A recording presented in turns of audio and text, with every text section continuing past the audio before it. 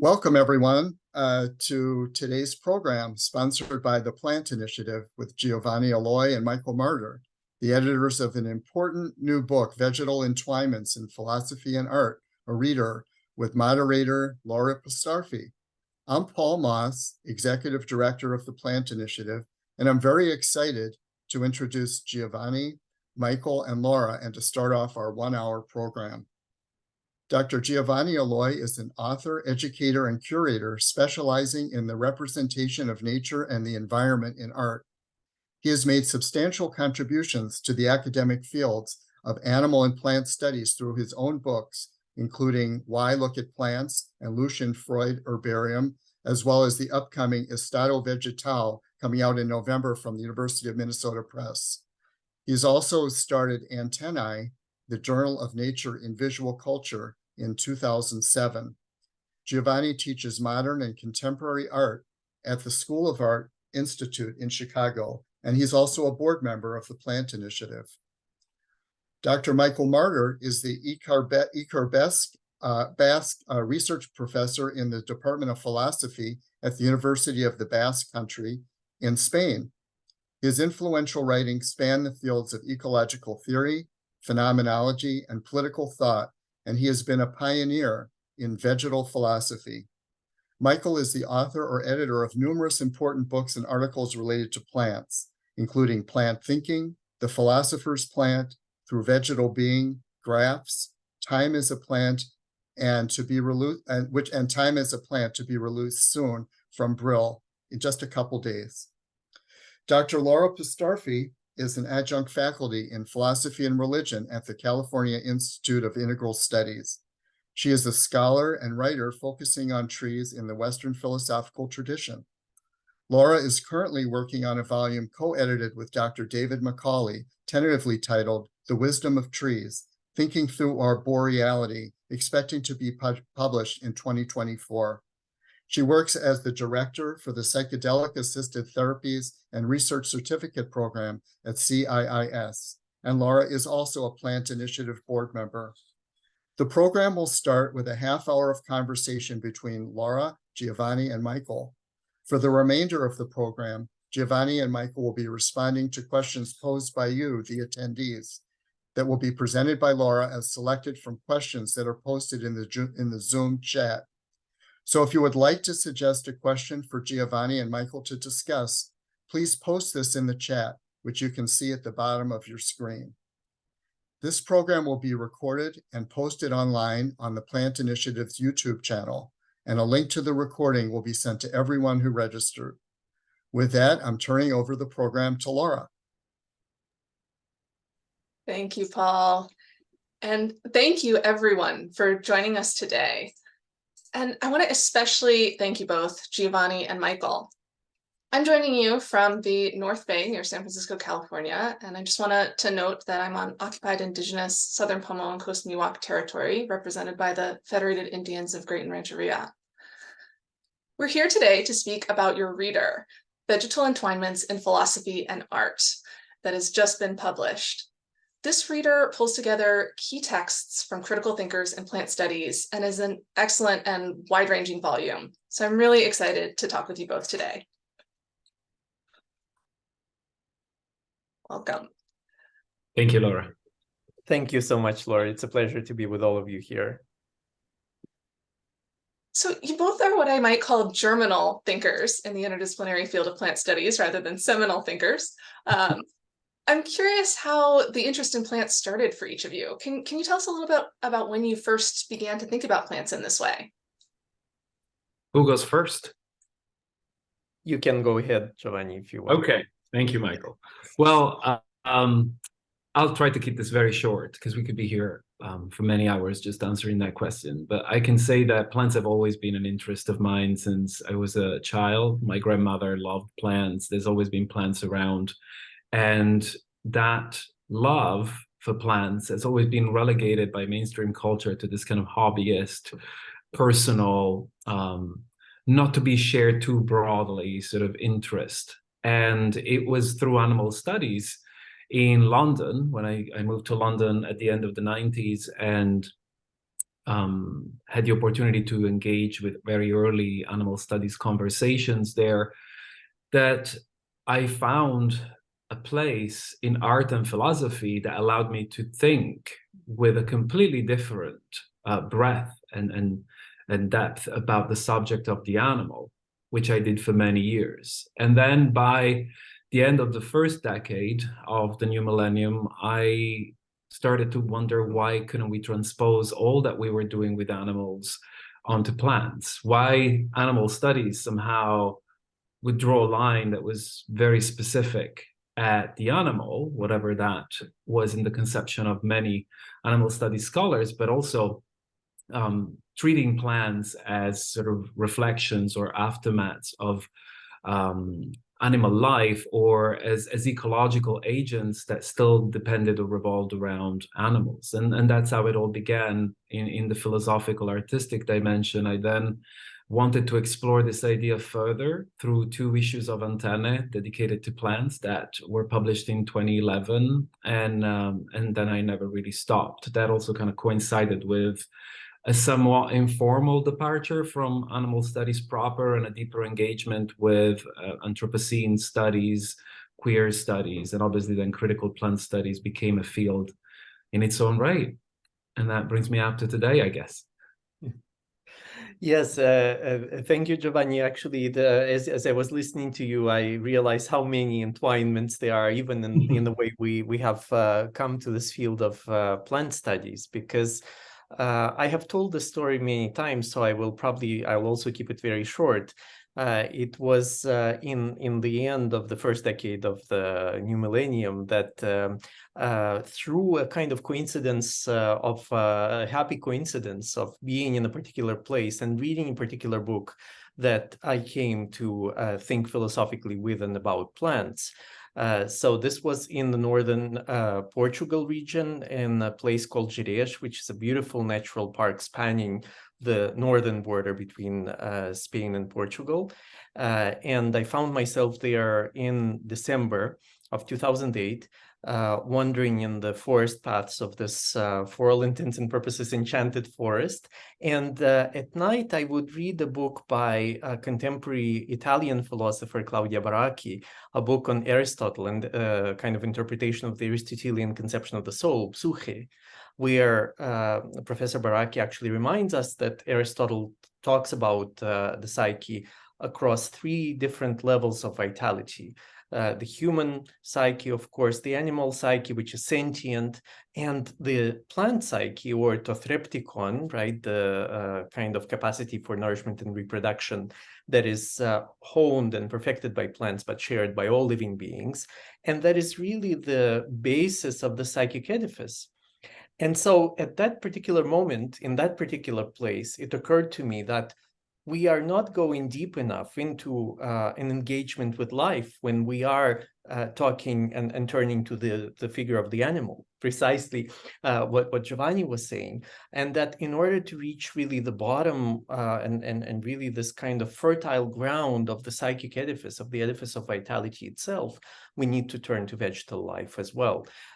So it was, again, a coincidence of being in a particular place, a vegetally rich place, and engaging with a particular text at that time that I think is quite noteworthy, because plant thinking, in my view, cannot really occur in a vacuum. It always happens somewhere and draws on the context in which it happens. In that way, we really think with and faithfully to plants, because plants are always thinking and being somewhere in a very close engagement, of course, as you know, with the places of their growth.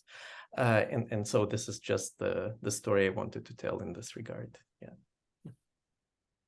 Thank you both. The passion and kind of organic fervor comes through in both of your stories. Appreciate it. So this volume in particular, as I mentioned, brings together so many important texts in the field of plant studies, as well as some new material.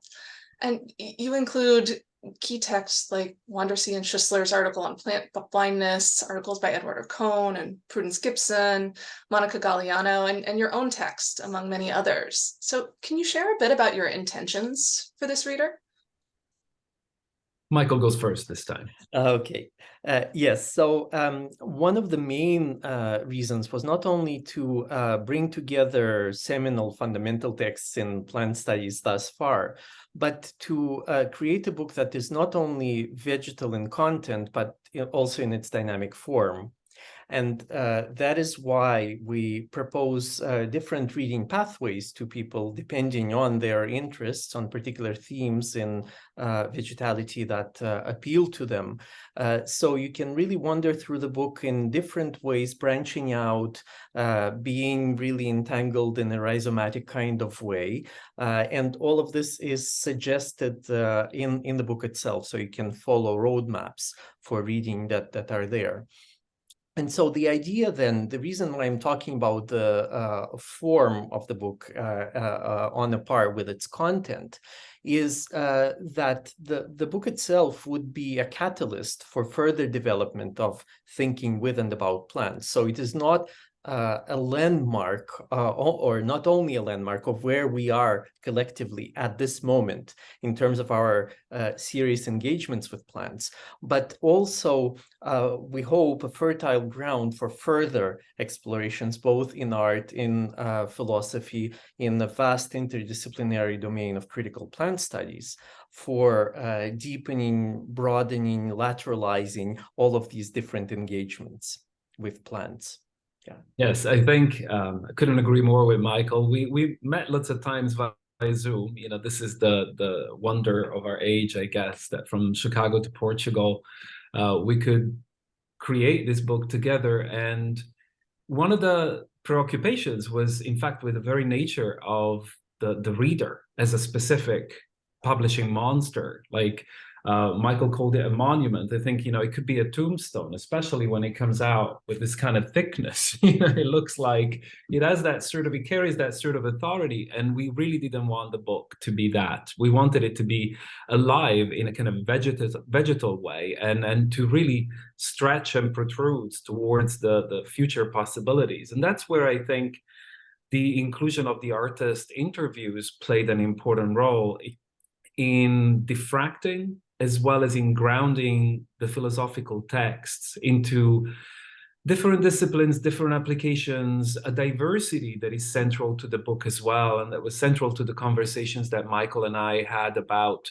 what should a critical plant studies reader do at this point. And I think we both share this enthusiasm for the wealth and richness of vegetal life and how it pushes us to think about subjects and topics that were previously overlooked and marginalized, but also how it changes our thinking and our ability to think and everything that's connected to it. So we tried as far as we could to put that idea in the book, in its structure, in its content, in its colors, in its textures. And, you know, I think every chapter does something quite unique. That was another challenge we faced and addressed, I think, in a way that avoided cliches, because of course, when it comes to this subject, we also have to be careful about those. And I think our categories are quite imaginative. I think we tried to come up with something open and yet that encapsulated some sort of plant being notion in an accessible way.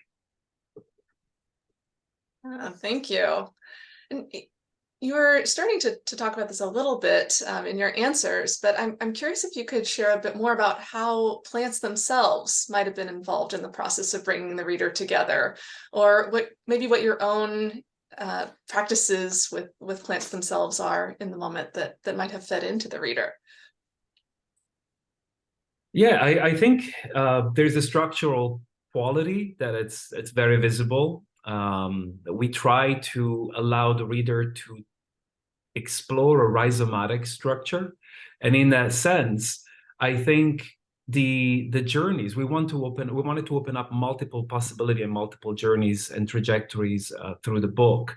So the plants around us certainly inform this alternative models in their structure, in the way they grow, in the way they fail as well.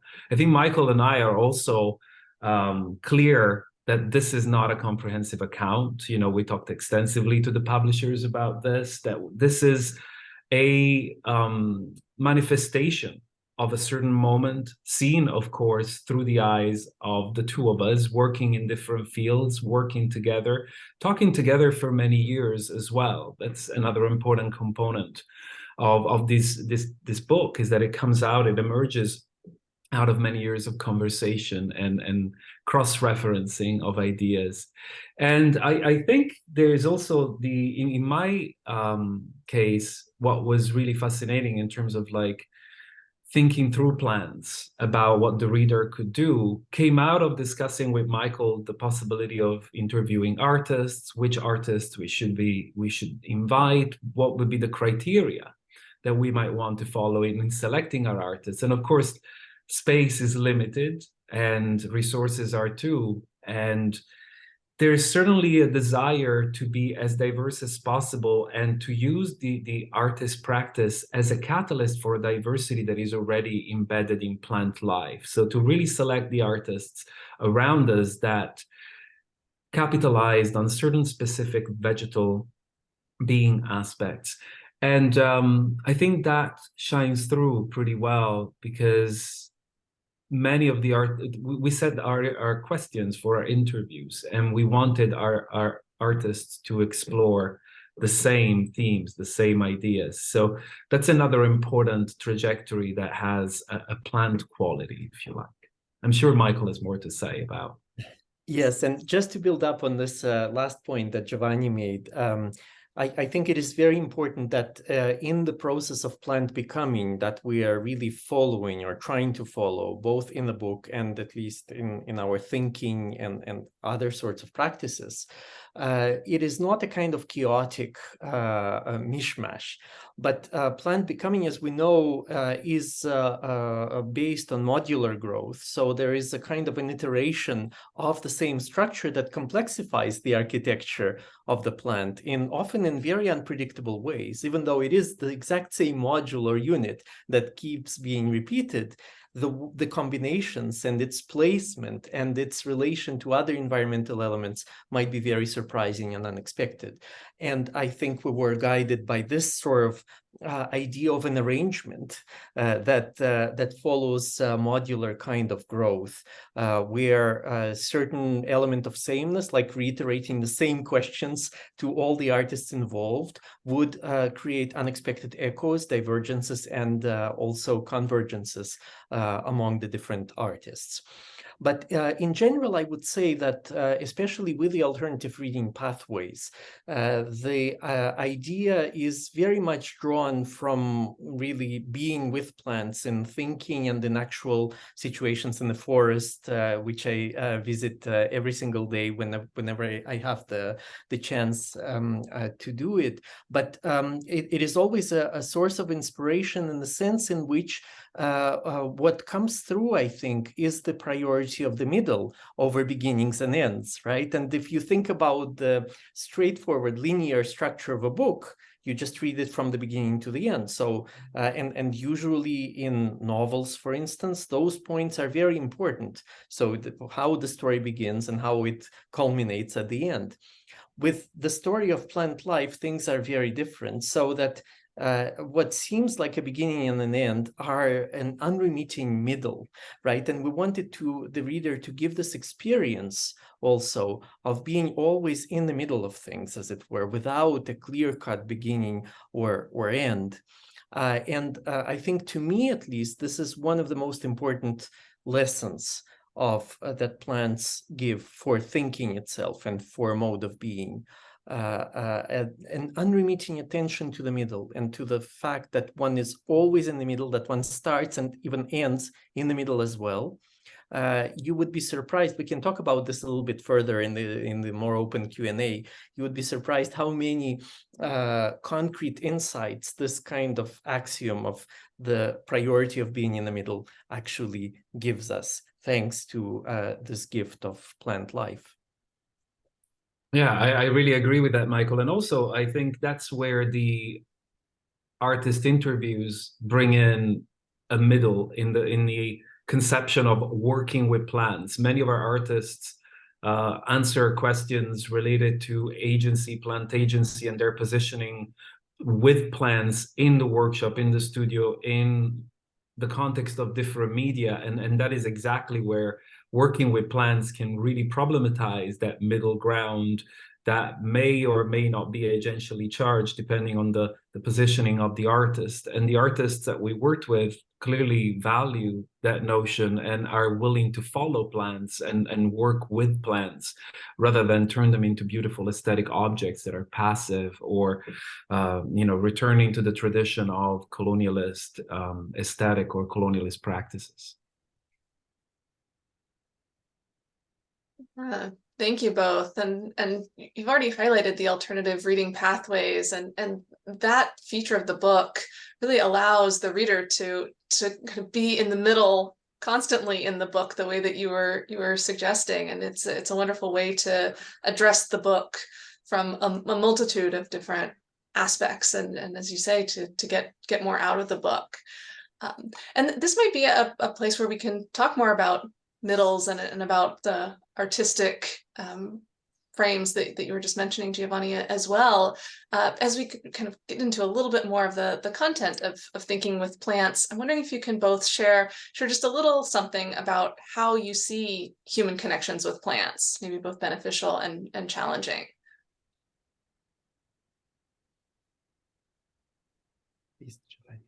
Okay. Well, just in general, you mean? Maybe take it as an opportunity to share a bit about your own work, since. Yeah, sure. Well, I think, for instance, in my experience as an art historian, having written quite a few books on the subject of plants in art, there is an incredibly important potential to the awakening of the discipline of art history, to the potential of plants, but also to the non-human more in general. And I think that personally, the importance of art, the relationship that's developing now between plants and artists is not to be underestimated. I hope that 20 years from now, we can look back and consider this a pivotal moment, like it's happening very much with the animal turn in the humanities and in the arts that took place at the beginning of the millennium. And there is something that is thoroughly, radically life-changing. I see this as a moment in which we really have an opportunity to engage in our creative field, in our creative mind, in ways that are unprecedented. I really feel that plants, especially, even more than animals, have this agency. And it's visible, for instance, in one of the artworks that are discussed in our book in the form of a script by Manuela Infante, Chilean playwright, and Marcela Salinas, who acts in Estado Vegetal. I do recommend anyone who has not heard or has not had the opportunity to catch Estado Vegetal to find information about it. I actually have a book coming out in November called Estado Vegetal that is in part a collaboration with Manuela Infante, features an essay by Michael Marder, and it's a short edited collection that uses this performance as a platform to think about plant alterity in productive ways. And I think what Manuela Infante has done with Estado Vegetal is to really craft a form of non-human theater, as she calls it. A theater, again, that decenters the human in order to explore modes of writing, modes of acting, milieus that have not yet been charted. So there's a strong speculative dimension in a certain engagement with plants and art that has the power to change the very conception of media, the very conception of disciplines. And to me, that is certainly the most important aspects in the theoretical. Of course, we could talk about the practical, but that's maybe coming on later. Yes, and I agree with Giovanni that plants, in a sense, are much more than plants. So we should be very clear that we are not reducing plants only to the members of the biological kingdom Plantae. In my own works, I tend to make a differentiation between what I call planthood and vegetality. So planthood is the being of plants, which is really geared towards this biological category, but vegetality are the vegetal tendencies of existence that are obviously very pronounced, very prevalent in plants, but also traverse all levels of biological being. And so in this sense, plants are an entry point, but always in the middle, right? Within the milieu in which they are.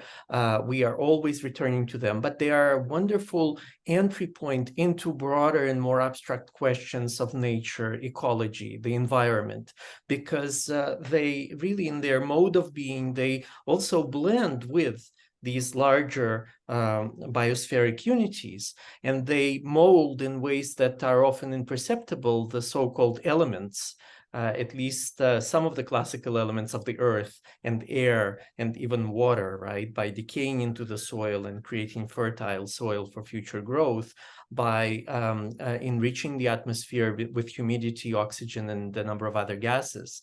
So in that sense, what is interesting about plants might not be always within the figure of this vegetal image, but in fact in the background. So when we talk about plant blindness, it is very interesting. This kind of interplay of the figure and the ground needs to continue, I think, in the sense in which we are also attuned to the spectrality of plants, to how they are present in the mode of being absent, even in the least expected of places and milieus, through the effects that they create on a long-term and collective basis, for instance, right? So there is a lot to be said about this sort of necessary backgrounding of plants that at the same time gives us, lets us have access to the life world in general.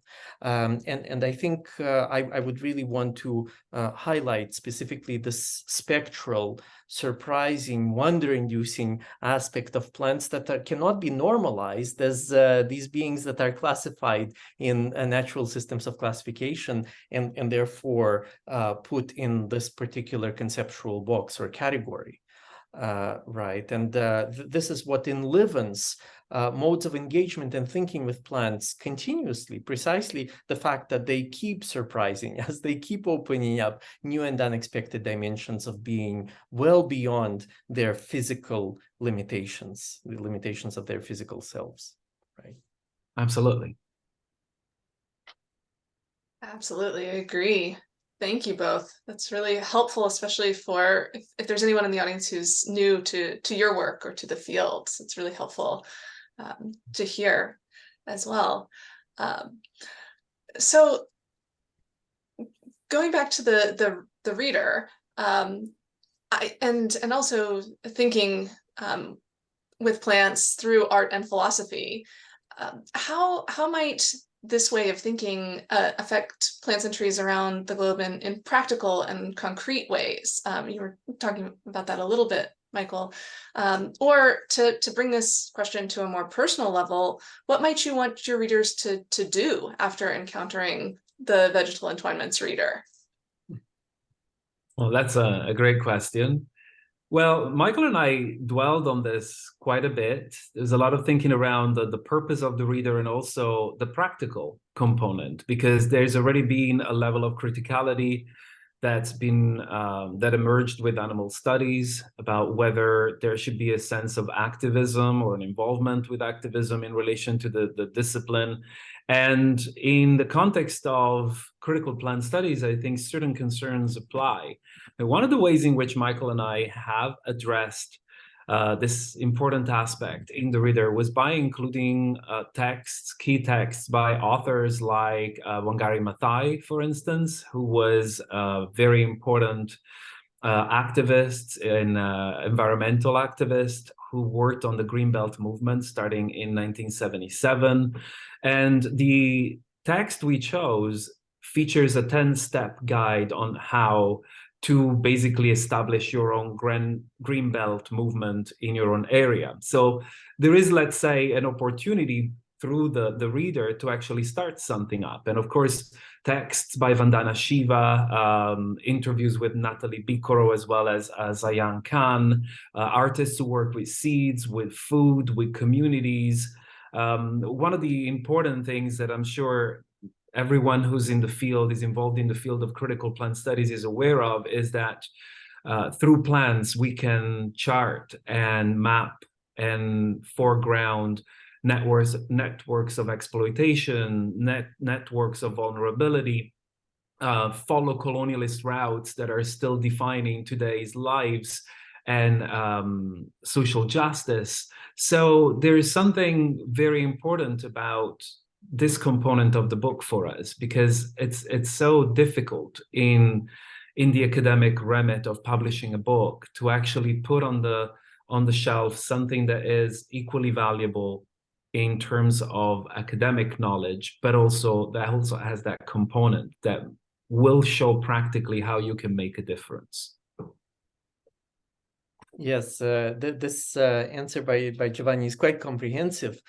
So I would probably just want to highlight maybe the less the less expected, once again, applications of the reader, which would be precisely in the encounter of art and philosophy to stimulate imagination, to stimulate theoretical imagination and artistic imagination in ways that would actually also transform one another, and perhaps jointly with the pioneering efforts in contemporary plant science, would try to approach the being of plants in the most comprehensive way possible, because this is also, of course, critical plant studies is a multidisciplinary field. There's much more involved than art and philosophy. But I think that specifically we wanted to stage this as an encounter of disciplines, of specifically aesthetic endeavors of philosophy and contemporary science, in an exemplary way where others would join in. And of course, the texts are not classifiable only in these disciplinary terms, the texts that make up the reader. There are lots of texts in anthropology, for instance, and in sociology and in many other disciplines, and literary studies as well. And so the idea is that no single approach to plants can do justice to plants. In fact, all of them together cannot really do justice, but we still are feeling better, as Beckett says, if we're doing so together. And if we're taking our cues from the plants themselves that in a way ordain or guide or steer this kind of multi-pronged approach, not imposed from the outside, but really immanently dictated, in a sense, by the plants themselves. So beyond the information that readers could glean from the book, the idea is really to feel this kind of the power of multidisciplinarity that is not an empty slogan, but that is something that is actually guided by the plants themselves, and that with the multiplicity of approaches can approach that strangeness and otherness of vegetal being a little bit better than with a single framework of a single discipline or approach. That's such a great way to start opening up those different ways that people can engage. And I think if there's, as you were saying, if there's anything plants can teach us, there are just innumerable ways to be engaged and involved with the earth, with the field, with studying, and to make a practical impact in various ways for us humans on the plants and with the plants. So I'm just curious. There's so many things that we could continue talking about. I think we could keep talking all day. And at this point where we're somewhat in the middle, before we go to Q&A from the audience, we could talk about things like politics or relationships or different ways that the temporalities that you mentioned, middles. I'm curious if there's anything else that you feel like you'd like to say about the reader or about your work or about the field at this moment. Okay, I think Michael is sending me first to the trick question, the open one. Well, I think, let me just say this. I spend a lot of time with plants, gardening. I have a garden now that's probably far too big. You know, your dreams will kill you eventually. And there's something extremely fascinating in the idea of learning from plants that Michael has done such a great job at mapping in the cultural sense and in the practical sense. And really, like, gardening is so filled with different emotions, and no moment you spend in the garden is ever the same. And there are these moments you dread, and there are the moments of joy. There are the moments in which you feel that you and the plants are somehow aligned in ways that are impossible to describe. And then it feels like perhaps something has come into the mix that you can't understand. You know, plants are enigmatic in many ways. They always challenge us to try harder and go further.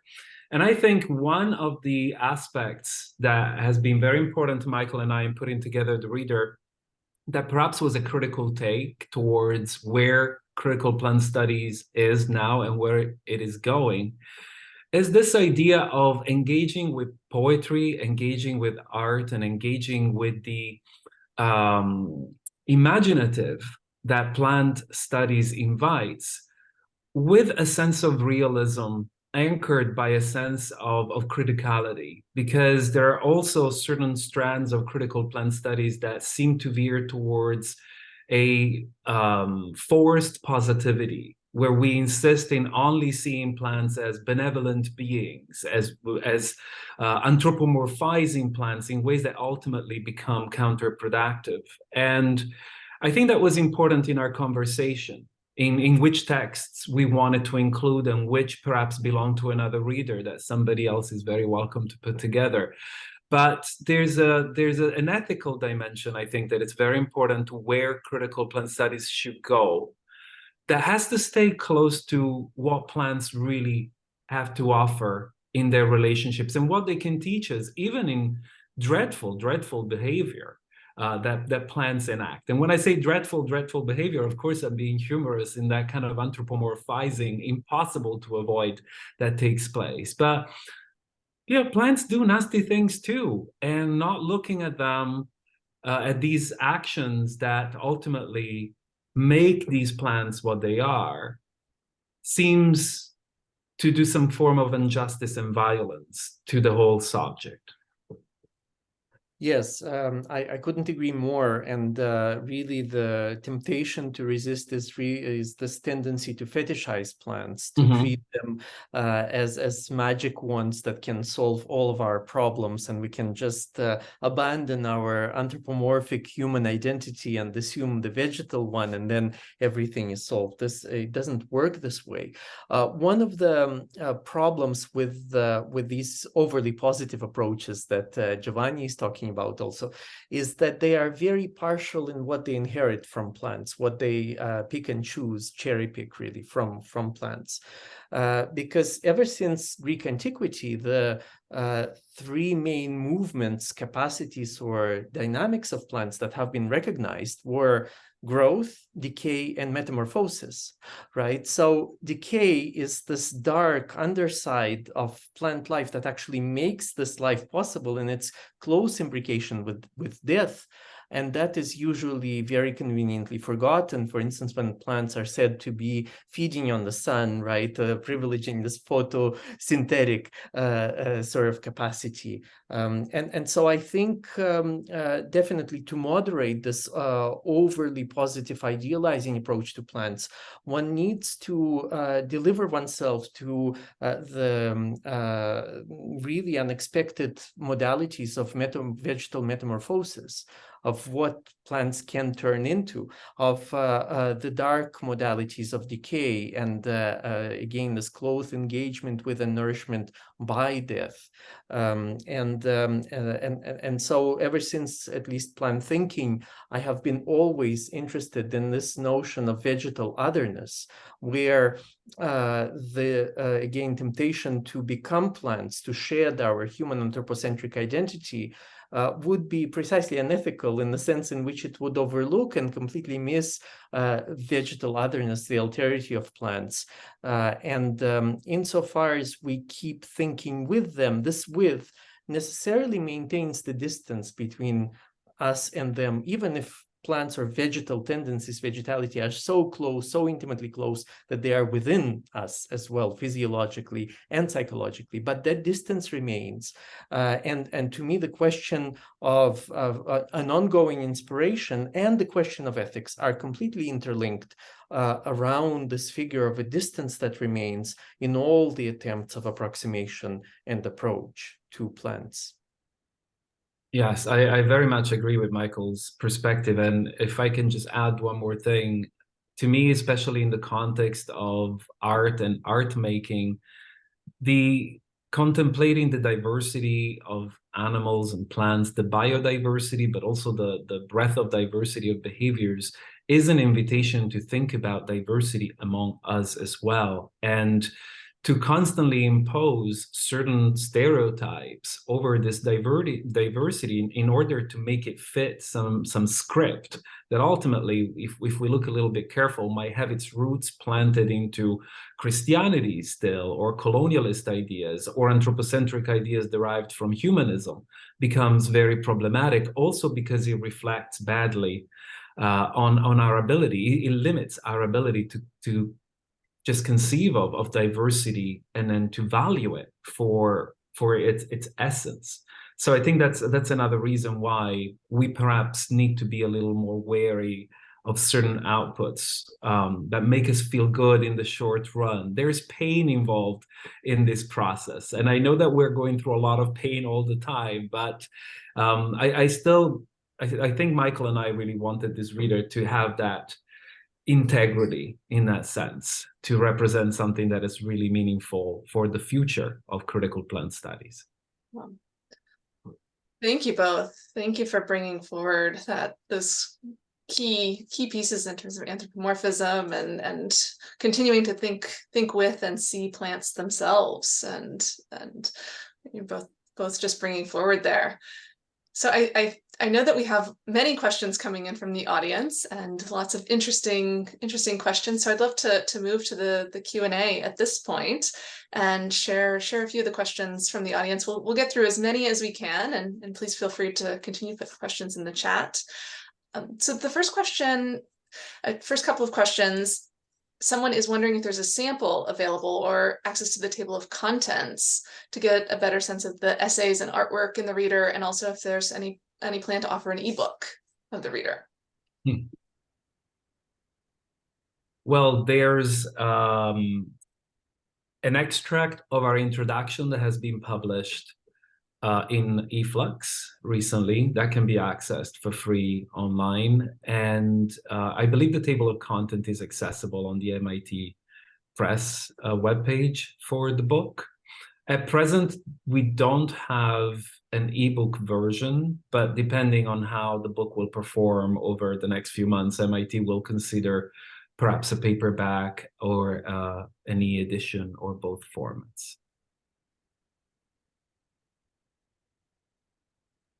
Thank you. So someone else is asking whether the book contains any indigenous perspectives. If you could speak to that. Many. Yes.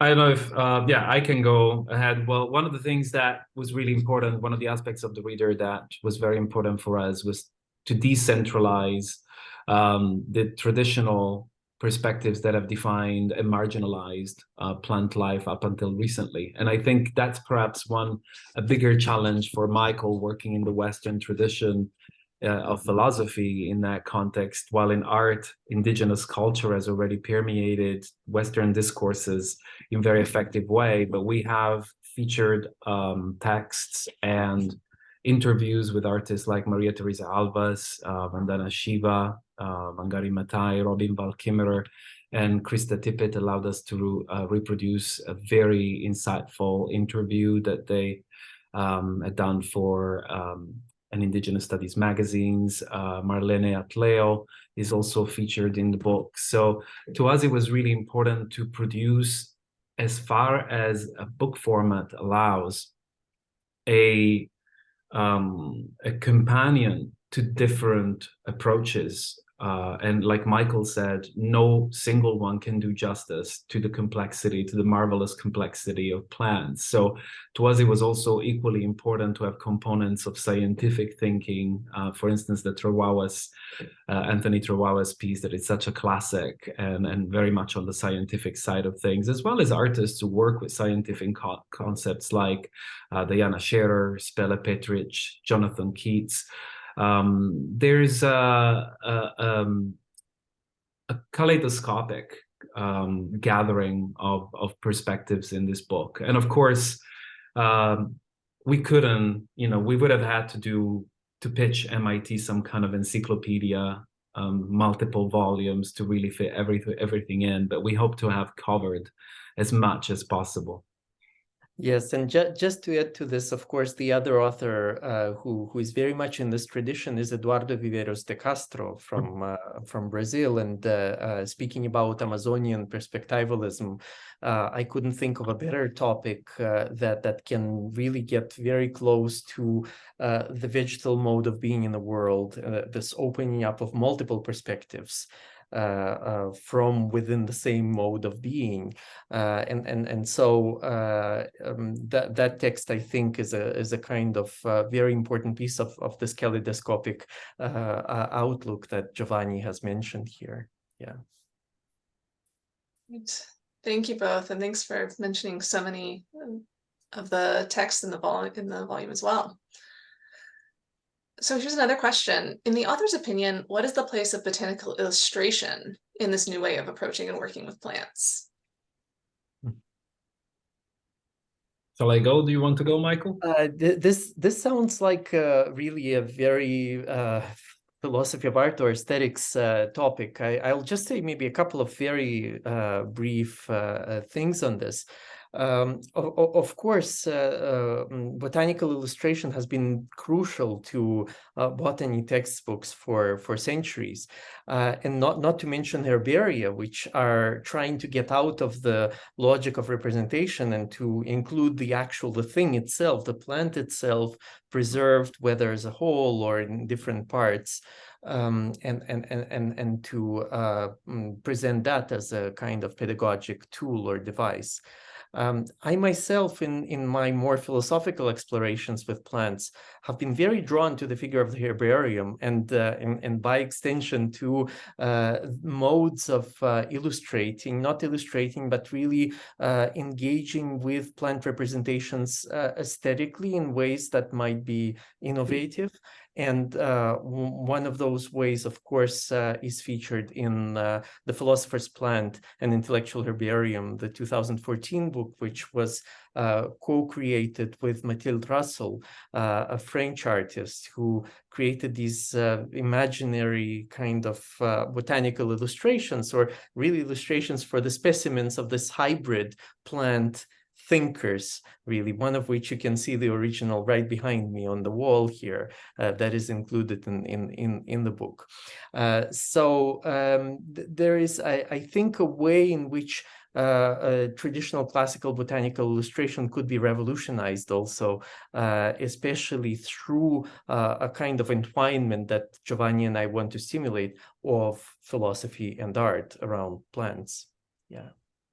Yeah, that's also a wonderful example, Michael. The Chernobyl herbarium with Anna Eastendur that you've worked with is such a stunning example of how old traditions can be reimagined to produce art that reinvents existing aesthetics in order to communicate something that's of our time. And I think that would be probably the biggest question or the biggest issue with botanical illustration? I mean, this is an important question. I've written extensively about the objectification that botanical illustration can foreground in the context of our relationship with plants. And at the same time, I wouldn't want to demonize botanical illustration. Drawing is a tool of knowledge like any other. By drawing plants, we develop knowledge about them. And the knowledge that has been developed about plants throughout the past 400 years, throughout that very medium, is of incredible value. The question, I think, of agency is one that pertains to every discipline and every subject. A discipline and a medium always ends up focusing and extrapolating something of that subject and concealing and obscuring something else at the same time. And that's exactly what botanical illustration has done over the centuries. When we think about early examples where the animals or plants are extrapolated entirely against the white background, well, we lose all the ecological connections between that species and the animals, the plant, the territory, the elements that make its life worthwhile.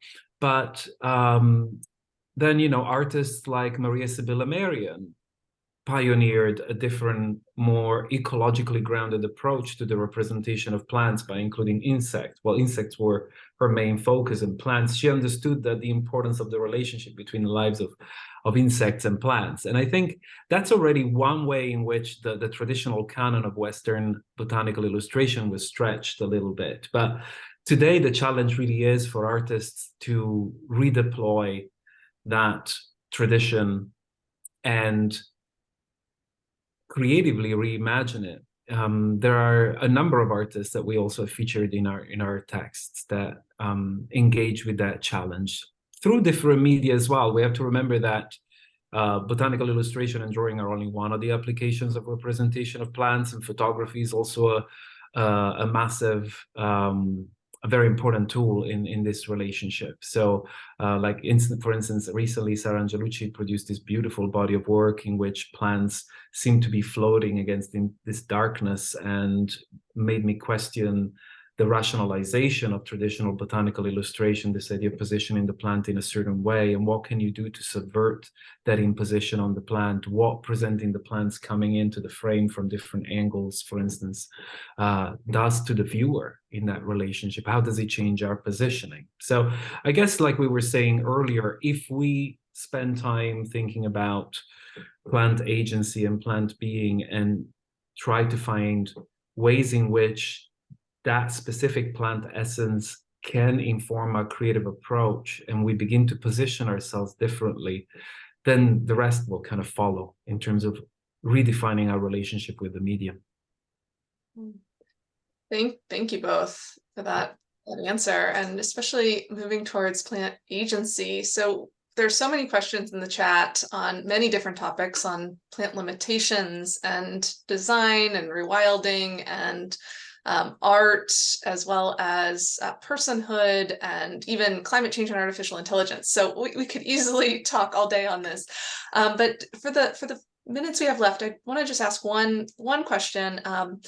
What guiding principles do you find are especially helpful for yourselves or the artists and philosophers that you've worked with or interviewed when working with plants? This person is especially concerned with how to respect the agency and well-being of the plant collaborators. Yes, maybe I'll start here. So in my experience, at least, many of the artists I have been talking to and even collaborating with agree on one thing, that they want to get the cues for how to approach plants from the plants themselves. Of course, with my philosophical training, I immediately recognize it and as a phenomenological kind of approach. They might not call it that way, but it is definitely what in phenomenology is understood as going back to the things themselves. Not really nailing down the essence, the true essence of the thing in its objective presence, but going back to the things themselves in order to ask them for ways of access, for cues on how to approach them, right? And this obviously applies even more so to plants that are not inanimate things, not inanimate objects, but growing, evolving, metamorphosing, decaying kinds of beings. So I think this is really a very prevalent kind of feature, whether in thinking with or artistically approaching plants. It is somehow asking them for the cues on how to approach them. And it has to do with the reluctance or complete unwillingness to impose a prefabricated form or a prefabricated mold onto plants, something that Giovanni so beautifully also was talking about right now in relation to botanical illustration. So, and even with botanical illustration, it just occurred to me that there are two mutually contradictory moments there that keep it in a kind of tension that I think Giovanni also hinted at. On the one hand, the virtue of botanical illustration is that it gives us the integrity of the form of a plant, something that in contemporary plant science is not at all respected, insofar as plants are broken down into all kinds of components, biochemical components, calcium pathways, and so on and so forth. So when you look at the scientific approach to plants, you don't really recognize plants as coherent living beings in the midst of that.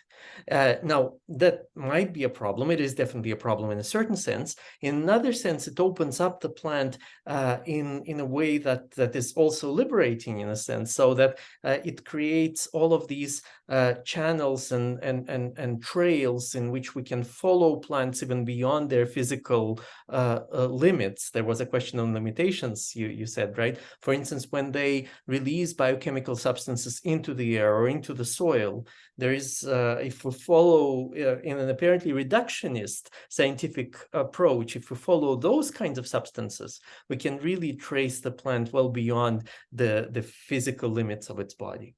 And yet the integrity of a living form is important.